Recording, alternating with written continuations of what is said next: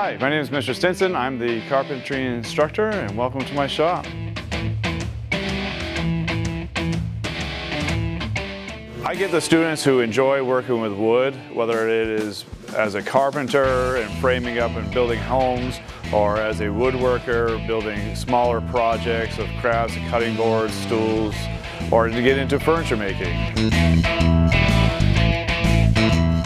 Key skills that we wanted to take away from this class are being able to read a tape measure, measure accurately, how to use the power equipment and tools safely, the general concept of building homes, and how to do some basic woodworking.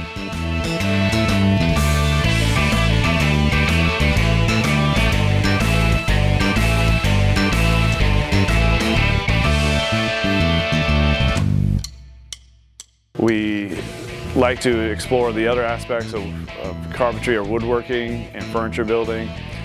We hopefully will be able to get into some boat building.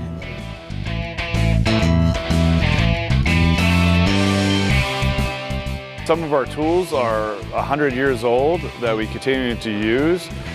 Then we also like to blend new technology with our CNC routers and laser engravers. So we have a big mesh of old technology and new technology.